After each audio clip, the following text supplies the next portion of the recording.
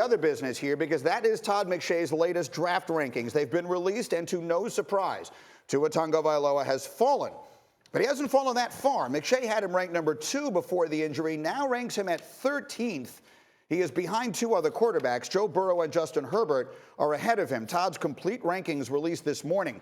The new number 2 on the whole list you see there is Burrow, who is the Heisman frontrunner. Both defensive players that you see on the list there come from Ohio State. You can see the entire top 32 on ESPN.com. This, to me, is really interesting. Let's talk. And Maria, I'll start with you as a reporter, and you're out there talking to people. What do you make of Tagovailoa falling and only falling to 13? I think that's a testament to who he's shown us to be on the field. And Tua Tagovailoa is one of the best players in college football when he's healthy, like hands down. He's going to be in a Heisman conversation. He's going to be the guy that's a transcendent leader for Alabama. And I think that if you give up on Tua just because of this hip injury, you might be missing out on something special, because who's to say he doesn't have a full recovery? And Laura Rutledge has been doing a great job reporting on this, that's exactly what the medical staff has been saying since his surgeries happened.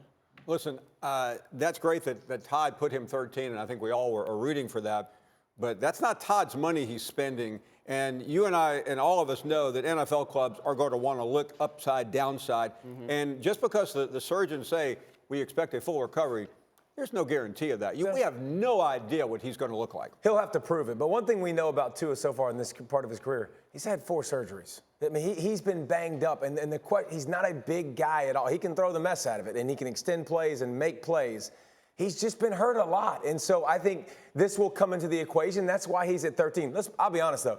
Don't give me Justin Herbert. Mm-hmm. Don't give me Jacob Eason. Don't start naming other names. Joe Burrow is fine. I'm fine with Joe Burrow being up there because his accuracy has been stupid. It's been unbelievable with the new system. Mm-hmm. He's been great. But Tua will be the second quarterback off the board if he leaves, even if he's not fully healthy, I think, just because of what he's able to do with the football. There's so many parts of this I want to dive into. We'll set aside a little more time maybe to do it later, guys. But so you're telling me that Justin Herbert, who, when all is said and done, I feel like is the kind of guy these scouts will talk themselves into loving. Yeah. You're telling me you would not put him up there. If you watch Justin Herbert, listen, Justin Herbert, you'll love him because of the way he looks. Right. Beautiful body, 6'5", 6'6", 240, can fly. Yeah. Dude, when you throw the ball, it's here.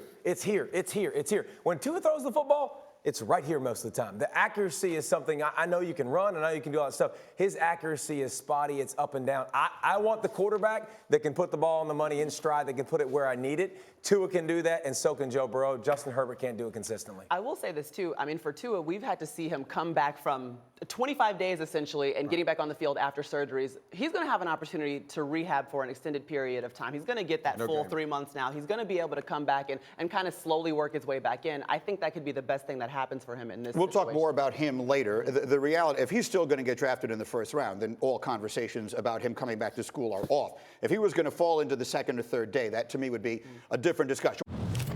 Thank you for watching ESPN on YouTube. For more sports, highlights, and analysis, be sure to download the ESPN app. And for live streaming sports and premium content, subscribe to ESPN+.